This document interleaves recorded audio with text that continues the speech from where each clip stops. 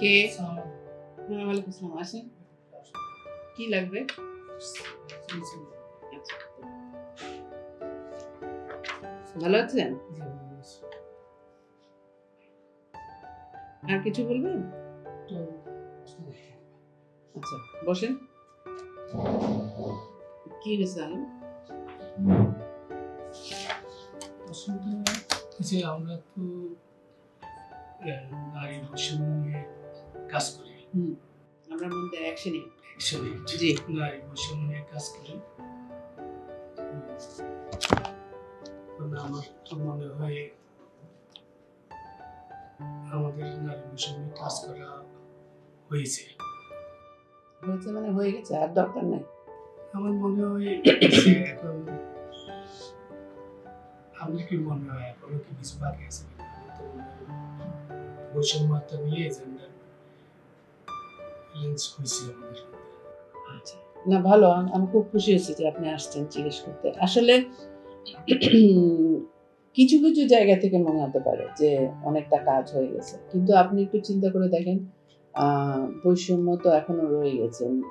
নারীরা কি নিজের মতন করে চলতে পারে কিনা, সিদ্ধান্ত নিতে পারে কিনা, বা কাজে আসতে পারে কিনা, পড়াশোনা করতে পারে কিনা, তারা এসব কি এখনো করতে পারে, অংশগ্রহণ করতে পারে? এখনো তো সেই জায়গায় তো আমরা সমতা আনতে পারি না। এই জন্য এখন একটা বৈষম্য আছে। আমার তো মনে হচ্ছে নারীরা এখন বিভিন্ন অফিসে চাকরি করতেছেন, বিভিন্ন নির্বাচনে ঠিক মতো ভোট দিতে পারতেছেন, তারপরে বিভিন্ন অফিসের বড় বড় পদে আছেন, যেমন আপনিও অ্যাকশনের প্রধান পদে আছেন বাংলাদেশ অ্যাকশনের ক্যান্ডিডেট হিসেবে। জি, আমার তো মনে হয় যে অনেকটা অর্জন হয়েছে। আসলে নারীর সমতা বলতে বা তার সমান অধিকার বলতে তো শুধু ভোট না। আপনি চিন্তা করে দেখেন যে আপনার পরিবারে বা আপনার পরিচিত লোকদের মধ্যে নারীর কি আসলে তার উত্তরাধিকার আছে কিনা।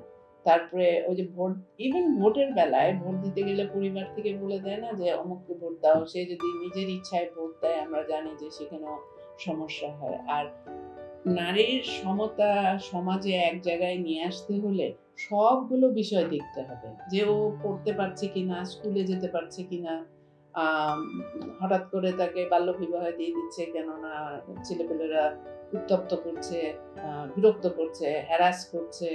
তারপরে খাদ্যর অভাবে আপনার যখন দুর্যোগ হয় তখন কোথায় নিয়ে থাকবে, তখন বলে যে দুর্যোগে আমার মেয়েকে আমি সুরক্ষা রাখতে পারছি না, দিয়ে দিচ্ছে। সো সমতা মানে কিন্তু শুধু ভোট না, আরো সব কিছু নিয়ে চিন্তা করতে হবে।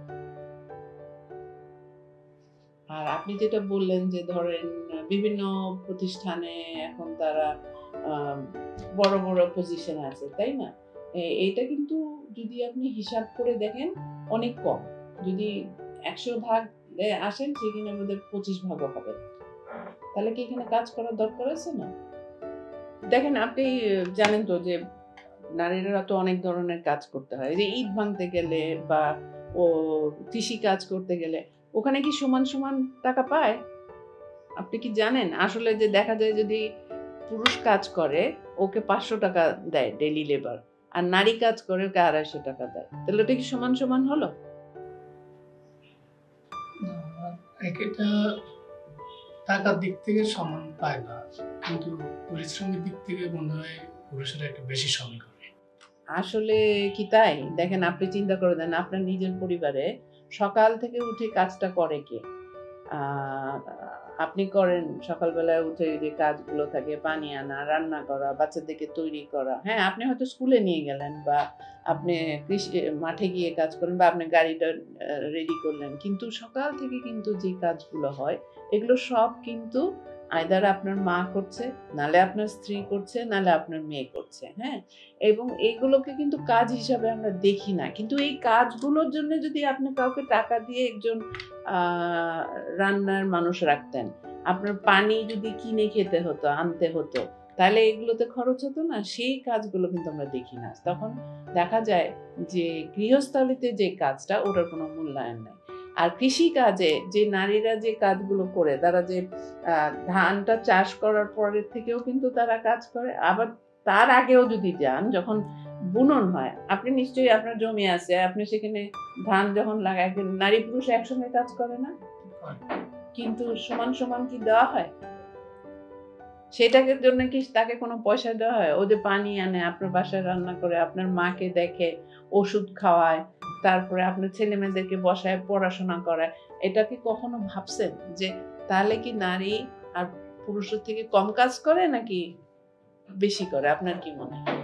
বাসা বাড়ি হিসাব করলে বেশি হয় কাজ। বাসা বাড়ি বলতে নিজের বাসায় নিজে কাজ করে। শুধু কি নিজের বাসায় করলো, যে মাঠে যাচ্ছে? নিজের বাসা থেকে শুরু করে মাঠ পর্যন্ত। ওই হিসাব করলে কাজ বেশি হয়। তাহলে তো সমান হলো না। এখন কি বুঝতে পারছেন যে কাজটা আসলে সমান হলো না? এই জায়গাতে মনে হয় যে কম আছে। খুব ভালো বলছেন আপনি। এই জন্যই কিন্তু আমরা আজকাল পুরুষদের সঙ্গেও কাজ করতেছি, যে আগে তো আমরা বুঝতাম না যে কেন এইটাকে মূল্যায়ন হচ্ছে না বা বৈষম্য কেন। পরে বুঝলাম যে আসলে আপনি বা এরকম অনেক ছেলেরা, পুরুষরা, বাড়িতে যারা আছেন, ইভেন মেয়ের মুরব্বীরাও বুঝে না যে এটাও যে একটা কাজ, এটা না হলে কি সমস্যা হবে। এজন্য অ্যাকশন এইড থেকে কিন্তু আমরা পুরুষদের সঙ্গে কাজ করি। কত বছর ধরে স্পার্স ফোরাম করছি, বা ওনাদের ট্রেনিং, ক্যাপাসিটি। কেন অ্যাকশন এইড তো আসলে মানবাধিকারের জন্য কাজ করে। নারী পুরুষ বলে বৈষম্য করতে বিশ্বাসই করে না। সব শিশুরা, ছেলেরা, মেয়েরা, নারী পুরুষ সবার জন্য কাজ করে, তাই না? আপনি তো আজকে কত বছর ধরে আছেন অ্যাকশন এইডে, আপনার কি সেটা মনে হয়? তো অনেক বছর হয়েছে। এটা মনে হয়। এখন কি বোঝা যাচ্ছে, পরিষ্কার হলো? হ্যাঁ। সামনে কি করা উচিত আপনার? আর কি করতে পারি তাহলে আমরা সমাজকে আরো সুন্দর করতে পারবো? কি মনে হয়?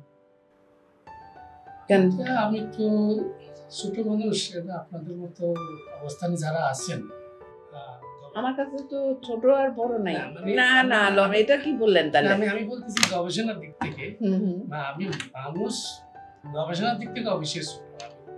আচ্ছা, আপনারা যে গবেষণা করেন, আপনাদের মতো আরো যারা গবেষণা করেন, এরা সম্মিলিতভাবে চিন্তা করলে যেটা আসবে এটা আমরা দেখব, ওইভাবে আমরা আগাইব, তাহলে মনে হয় আরো উন্নতি হবে। কিন্তু আমি তো মনে করি যে ঘর থেকে শুরু হতে হবে, সবাইকে মিলে করতে হবে। আর আপনি আপনার মেয়েকে কিভাবে বড় করবেন, আপনার ছেলেকে কিভাবে বড় করবেন, ওদের জন্য কি কি সুযোগ করে দিবেন, সেটার উপরে কিন্তু নির্ভর করবে। এখন আপনি কি, আপনার তো একটা ছেলে একটা মেয়ে আছে, তাই না? দুজনকে কি সমান সমান দেখেন? কই দেখেন? আমি তো দেখি আপনি আলিফকে বেশি কবুতর কিনে দেন, ওর বিড়ালের খবর বেশি রাখেন। আপনি কি পুষ্পকেও সেভাবে দেখেন? শিশুদের বিষয়টা, শিশু যখন শিশু যেটা চায়, আমার মেয়ে কখনো কবুতর চায়নি, ছেলে কবুতর চাইছে, মেয়ে অন্যটা চাইছে। এখন আমি ওকে দিব কি দিব না, এটা আমি যে অবস্থানে চাকরি করি, কাজ করি, আপনার সামর্থ্য অনুযায়ী, ওখান থেকে আমি যেটা দেখি যে ওনারা কি নিয়ে কাজ করে, কি নিয়ে চলতেছেন, ওনারা কেমন করতেছেন, এখান থেকে কিছু শিখে বুঝে আমি চেষ্টা করি আমার মেয়েকেও ওইভাবে কিছু কিনে দেওয়ার।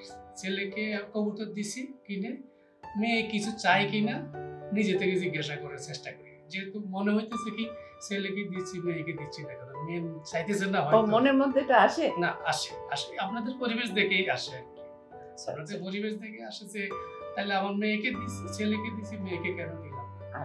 মেয়েকে জিজ্ঞাসা করি তোমার কি চাই, কিছু লাগবে কিনা, তুমি তৎক্ষণিক কিছু বলে, আমার সামর্থ্য চেষ্টা করি, না হলে বুঝাই।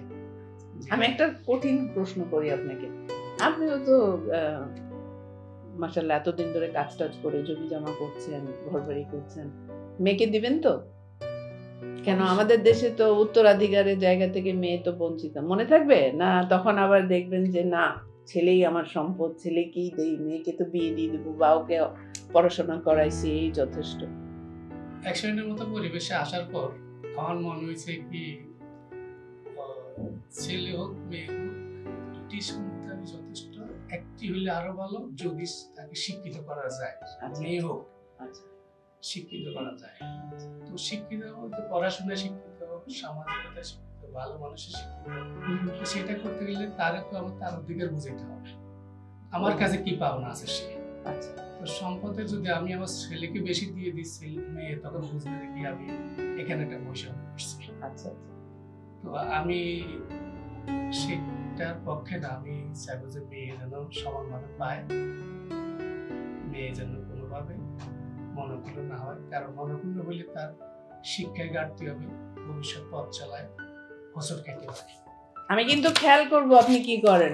নেন, আপনার সাইন হয়ে গেছে, থ্যাংক ইউ। আশা করি যে আমি পরিষ্কার করতে পারছি, আর আমি কিন্তু খেয়াল করব কি করেন। ঠিক আছে, ঠিক আছে, আচ্ছা, ভালো থাকবেন। আচ্ছা। ওয়ালাইকুম আসসালাম।